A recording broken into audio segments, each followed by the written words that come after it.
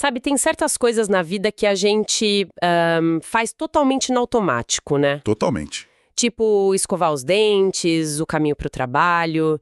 E para muita gente, eu acho, o orar entra nessa categoria. Com certeza. As palavras saem, mas a cabeça tá longe. Exato. A mente está em outro lugar e, de repente, aquela oração vira só um ruído de fundo. Uhum. E a nossa fonte de hoje mergulha justamente nesse problema. A gente está com uma crônica incrível do Salvador Mor, que se chama As Palavras Ocas que Exprimem Conceitos Ociosos. Que faz parte do livro Ai dos Evangélicos. Um título já bem provocador. Muito.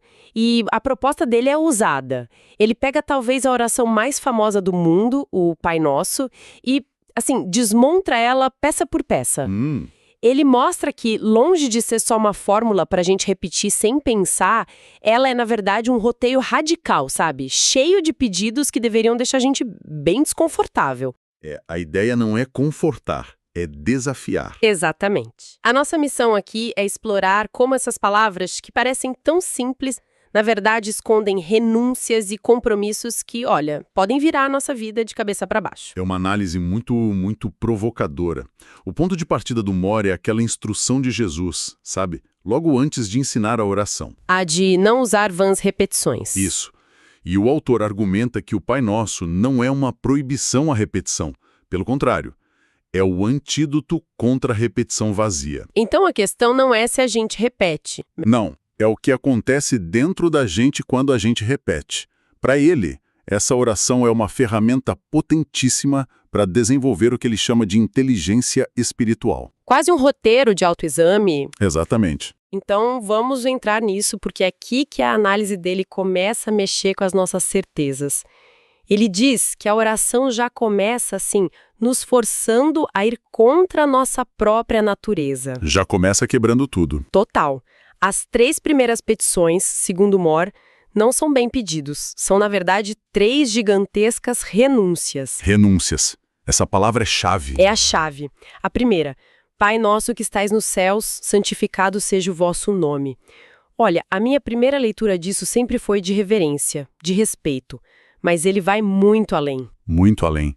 Para o Mor, santificar o nome é um compromisso ativo, sabe? É uma promessa de não usar o nome de Deus, a ideia de Deus, para validar os nossos projetos, as nossas ambições. É renunciar à nossa própria glória, então. Nossa, é bem direto. É muito direto.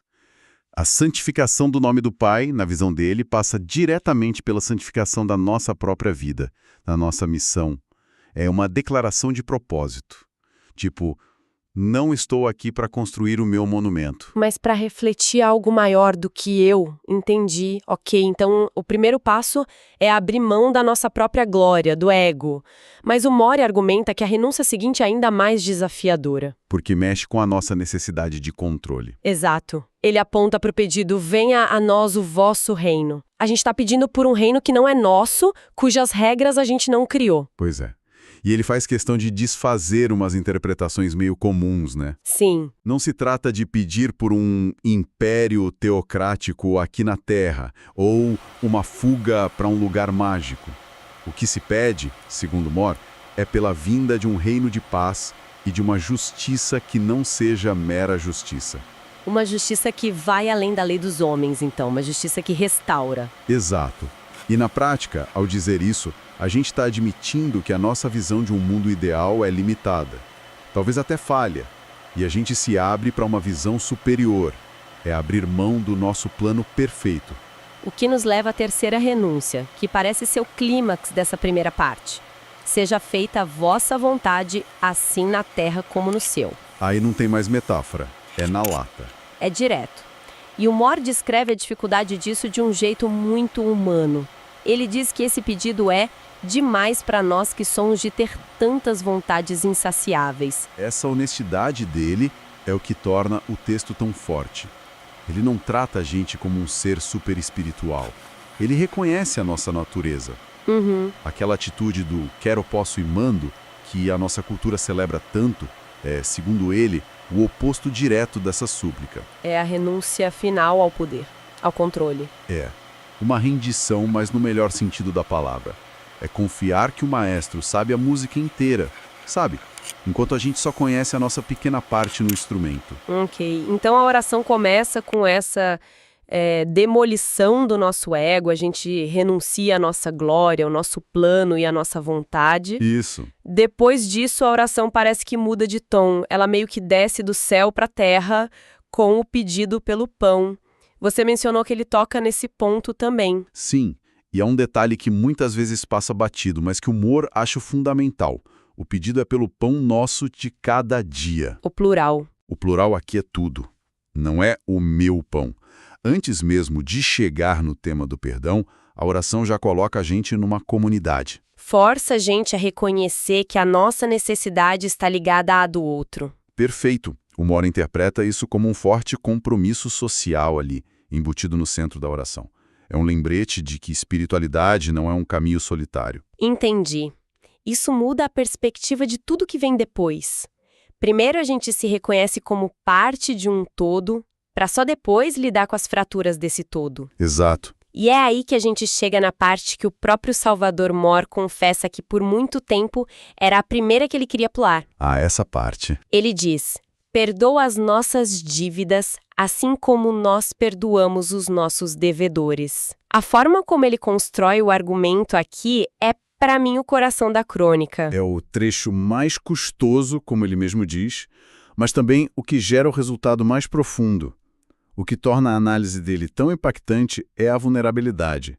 Ele não fala de um pedestal. Não mesmo. Ele escreve com todas as letras: posso até fingir que perdoei, mas não esqueço. Essa confissão é a chave. É a chave. Porque, a partir daí, o pedido muda de figura.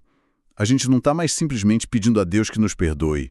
A gente está, na verdade, pedindo a Ele ajuda para que nós consigamos perdoar de verdade. Essa honestidade é brutal. Quem nunca se sentiu assim? A gente diz tá tudo bem, mas por dentro ainda tem aquela listinha de ofensas, né? Todo mundo. Então, o pedido é por uma cirurgia interna, não só por uma anistia externa. O Moore sugere que o pedido é para conseguir arquivar a experiência sem o trauma. Arquivar sem o trauma, gostei disso. É pedir a capacidade de olhar para o passado sem que ele continue a nos ferir no presente.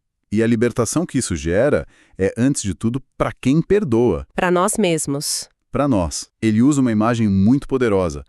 Perdoar nos livra de ficar arrastando esses trapos fétidos de ressentimentos. Nossa. O perdão, nesse sentido, não é um presente que a gente dá para o outro.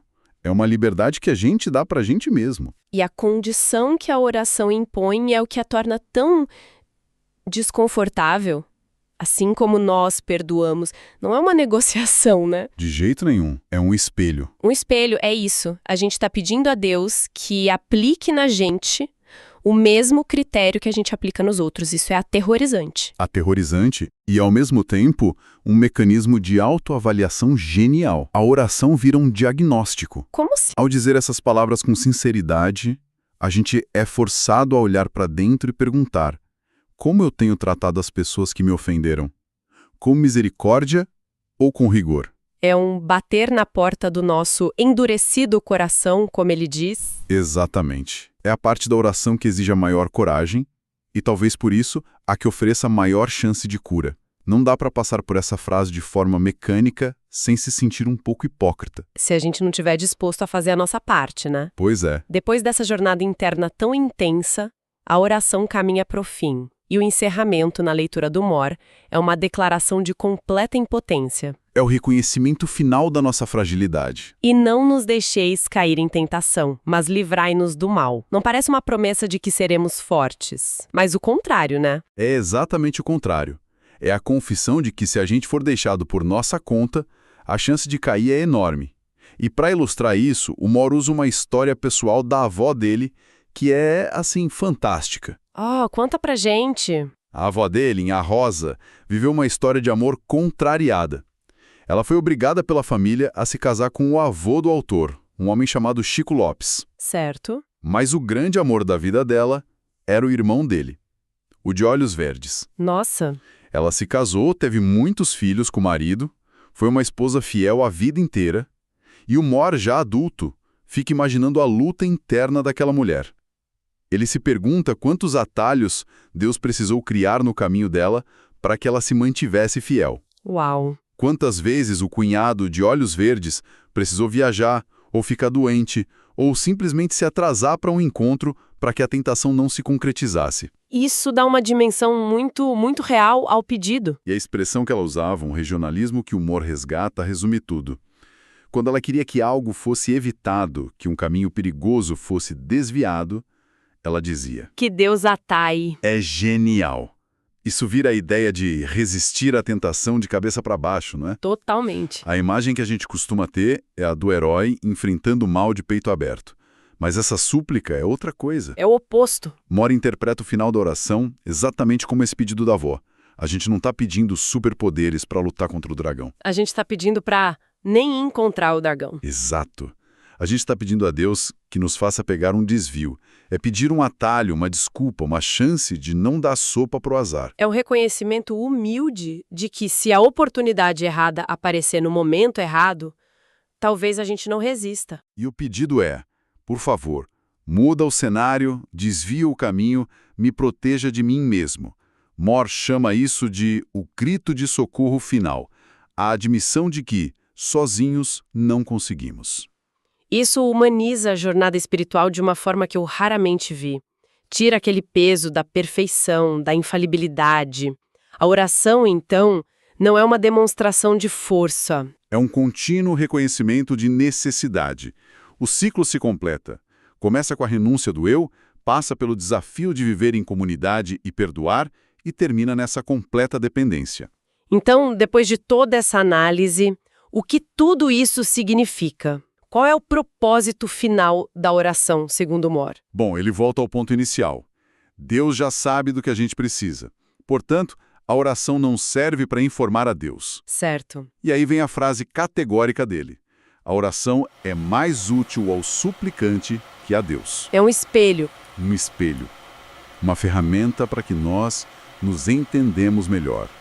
Para que a gente confronte as nossas próprias contradições, para saber o que realmente tem no nosso coração. E que nos traz de volta, de forma brilhante, ao título da crônica. As palavras ocas que exprimem conceitos ociosos. Exato. O problema nunca foi a repetição em si. Nunca foi. O problema é a repetição mecânica. Se, ao dizermos, seja feita a vossa vontade, nosso coração está gritando, mas eu quero que seja do meu jeito, a palavra se torna oca. Mas se o pensamento, a intenção, o sentimento, se tudo isso acompanha as palavras... Aí a repetição vira uma ferramenta poderosíssima de internalização. É como aprender uma nova língua.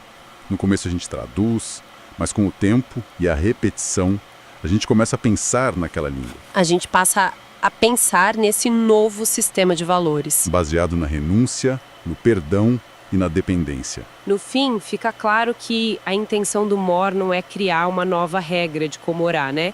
É mais um convite à coragem. A coragem de realmente rezar essa oração e não só recitar. Isso. Ele encerra expressando o desejo de que as pessoas repitam essas palavras, mas enxergando-as como um credo de quem busca ter fé.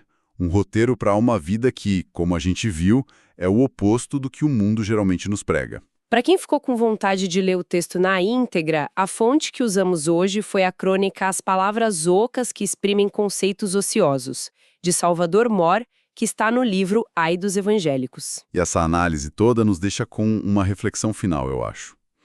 Ao pensar nessa estrutura que o Moore apresentou, a renúncia da glória, do controle, da vontade, o desafio do perdão, o grito de socorro final que pede por um atalho, qual dessas partes representa o maior desafio pessoal para quem nos ouve? Onde a oração deixa de ser só palavra e se torna a nossa maior luta, né? Exatamente isso.